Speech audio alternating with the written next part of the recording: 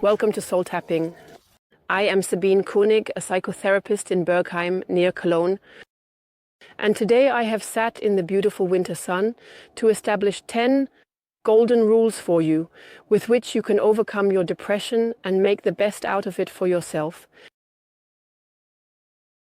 First of all, it is very important for me to say that we should not view depression as a classic illness, in the sense that a kind of virus comes over us, we suddenly feel bad and now have to do everything to make the symptoms disappear so we can continue our old life as before. You can do that with a cold, but not with depression, because that is not the purpose of depression. True deep healing always involves processes of realization. It is about the development of the soul. Your depression did not fall from the sky, rather your soul desires change, further development and awareness. It wants to point something out to you. And it is also very important that we view depression as something holistic. This means it is not just a mental illness, but a transformation process that affects all three levels of a person, namely body, soul, and spirit. This means that we must also look from all three perspectives to bring about changes and awareness so that the symptoms can disappear again. This means it is about the body, which is exhausted and needs new life energy, and we need to take care of that. It is about our thoughts, that is our mind, which is most likely quite negative and has many negative beliefs.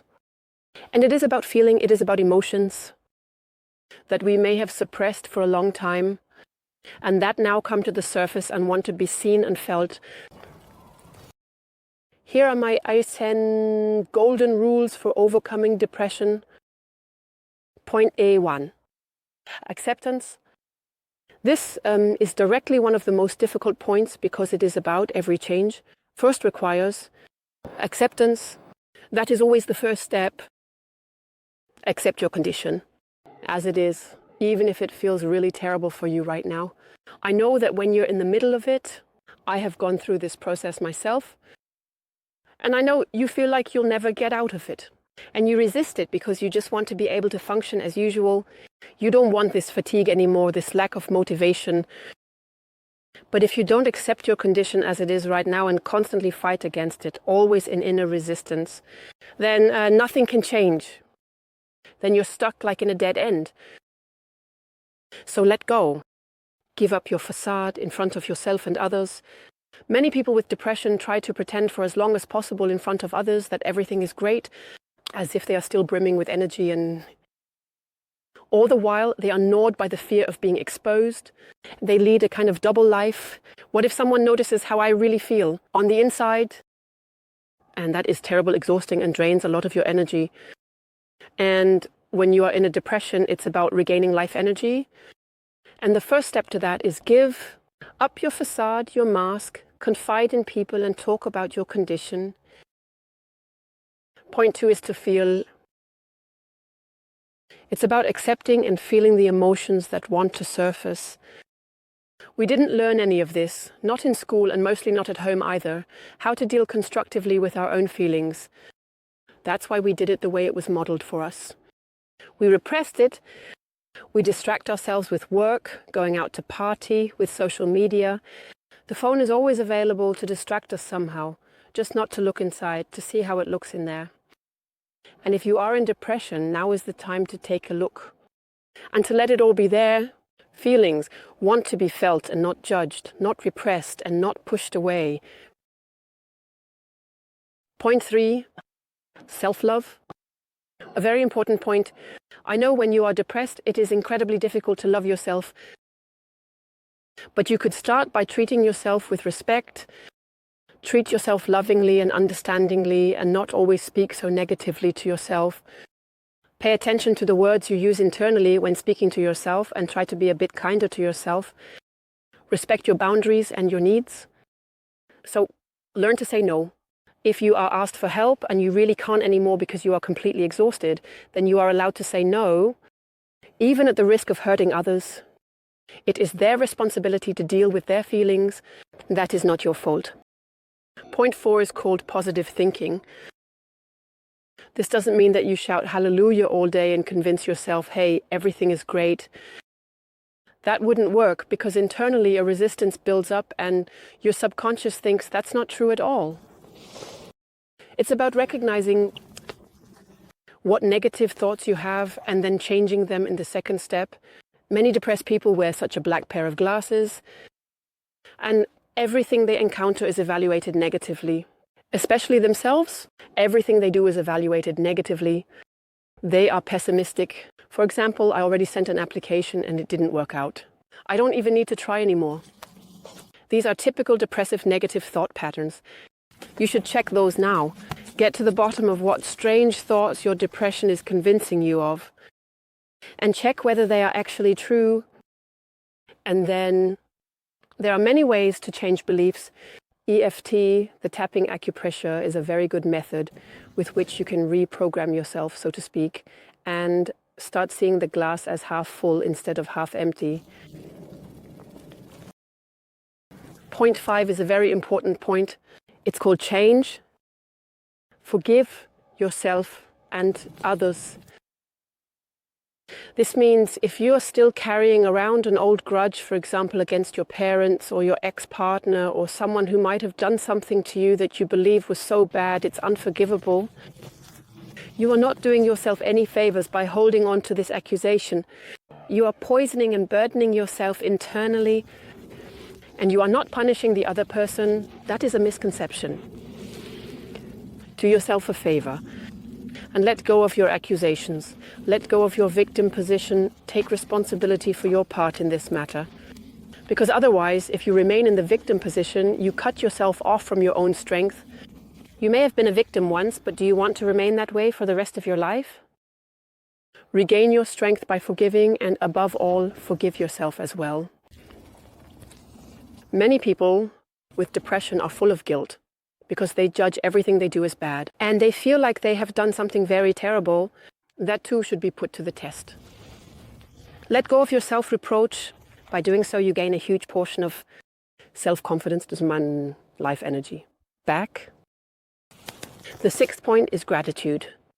Gratitude is a very powerful, positive feeling with which you can heal a lot internally. Even if you might be depressed and find it difficult to feel anything or to feel something positive, gratitude is something that can be trained. Resolve to be grateful for everything possible in your life, because there is so much good in your life that you cannot see at the moment. And that's why you should practice it. Every evening before sleeping, list 10 things you are grateful for today. For example, today I am grateful that I have a warm home with heating and running hot water. It's winter, we are in January, and I'm here in the snow. And there are people who do not have a home with hot water and heating. And you can be grateful for so much in life. It's simply about retraining yourself to redirect your focus from what is not right in your life towards what is already really good, what works well, and what is great in your life. That you have friends, for example, that you have a job, that you don't have to starve or freeze. The 7th point is healthy nutrition. This is a very important point, as it is often overlooked. Depression is not considered a physical illness, but rather a psychological one. But this saying, "you are what you eat," plays a much bigger role than we all think. Of course, it's known that it would be important to eat well, but many people with depression simply don't have the motivation at the moment to take care of it. Yet precisely that, healthy nutrition with lots of fresh fruits and vegetables would be what signifies a huge step towards healing. There are, for example, food allergies that cause psychological symptoms, depressive symptoms, and lead to anxiety. If you wake up at night with unexplained fears, not knowing what you're afraid of, then it could be that your gut is having a problem at the moment, and that's something that should definitely be examined. Detoxification is a very important topic. When you detoxify physically, you also detoxify your soul. We live in such a toxic environment, starting with car exhaust, food additives, cleaning agents, cosmetics, fungicides in clothing, pesticides, clearly on the food. It is actually hardly possible to stay healthy in our current environment throughout a lifetime without constantly detoxifying. And fruits and vegetables are simply the best thing you can do. And consume as little meat, dairy products, sugar, and coffee as possible. Alcohol and cigarettes. Of course, but that's pretty obvious. In the past few months, I've experimented a bit with it and just followed a vegan diet for a few months. Cut out sugar and cut out coffee. And I can't even tell you how good I feel. It makes a huge difference, especially for the psyche. And I can only recommend that you take care of this issue and also give your body the necessary exercise in the fresh air and sunlight that it needs. That's another point that is very, very important. Rule number 8 is patience. Trust your process, even if it's difficult, as the healing process from depression progresses, not steeply uphill within 2 or 3 weeks. And then it's over again. That's not the point either. The point is simply that you really need to completely transform yourself internally. You shouldn't become a different person by 180 degrees, but you should definitely put some habits of thinking, behaving, and feeling to the test and examine them. And that takes time. And this process does not proceed in a straight line, but rather in a zigzag. Or one could say spiral-shaped. Sometimes you feel better, sometimes you feel worse. Doctors say that depression occurs in phases. Sometimes you have depressive phases, sometimes you have normal phases. But you can also view it differently. On my path to healing, I experienced it differently and I got used to interpreting it differently. Namely, there are clearing phases and there are resting phases. That means when you're feeling bad, it's a clearing phase. That's when you're called to roll up your sleeves and work on yourself. And in the phases where you feel better, you have a resting phase. That's when you finally don't need to worry about your inner work and can simply just live. And if you follow this principle and are patient with yourself, then you will find that your depressive phases gradually become less frequent, less intense, and shorter. And eventually it will be over. So be patient with yourself and trust your process. Never give up, but go step by step, like Beppo the street sweeper. That's the friend of Momo from the book by Michael Ende, who always says, when you have a street to sweep, you should never just look at the end of the street, because then you only see what you haven't accomplished yet. Always look only to the next sweep of the broom. And eventually you'll realize that you've completed the whole street. Point 9 is called change. Also take a look at your external life to see if there are things that aren't good for you. For example, it could be that you're in the wrong job. Are you happy in your job? Or are you only there because you're afraid of not finding another one? You can work on that. Are you perhaps not even in the right profession? It could also be that you dreamed of something as a child, but then you made your career choice based on practical reasons because you can earn money with it, or because your parents wanted it that way. In reality, you dream of being an artist or a musician or whatever. Then consider whether you should perhaps pursue your dreams again. The same applies to your relationship. Are you still in the relationship that makes you happy? Or have you perhaps been in a relationship for a long time, trapped, from which you believe you can't escape, even though it doesn't really do you any good and drains your energy instead of giving you strength? Are you even living in the right place? Or are you actually drawn somewhere completely different? Are you living your own life, or are you living a life for others? That is the question. All of this should be put to the test. And finally, the 10th point, therapy. Seek professional help. That is very, very important. Don't wait until you are completely exhausted and can no longer take this step and need medication, but confide in someone who has already gone through this process.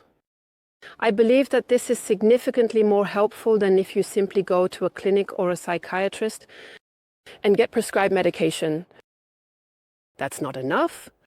Psychotropic drugs are a great thing if you are already so far advanced in your depression that you feel like you can't get out anymore. You might have suicidal thoughts. That is really the point where you absolutely should take medication so that you can be stabilized enough to return to a state where therapy is possible, where you can even start to take care of things like your daily life and healthy nutrition. But if that's not the case and you still have the strength for daily life and therapy, then try it without medication. I can tell you from personal experience that medications give you the illusion that everything is fine again, but that's not the case. You haven't changed anything. You haven't even embarked on your path of development. If you just take medication, that's not enough. And the best help can come from someone who has already had this experience. I hope you found these 10 points useful. Just try to go through your life mindfully in general. Keep paying attention to looking inward. How am I actually feeling right now? What am I doing right now? Am I distracting myself right now? Is it really necessary to waste my time like this? Or shouldn't I perhaps have the courage now to work on myself, to pay attention to myself, to listen inwardly to my inner radio? What am I thinking right now? What am I feeling right now? Am I doing well? Take care of yourself. You are the most important person in your life. Even if that hasn't been the case in the past, from now on it is. And then you come out of it again, piece by piece by piece. I hope you enjoyed the video. You could make something of it. If you want to work with me, feel free to call me. Take a look around my website at www.seelenklopfen.de. And yes, maybe we'll see each other sometime. I would be delighted. See you then.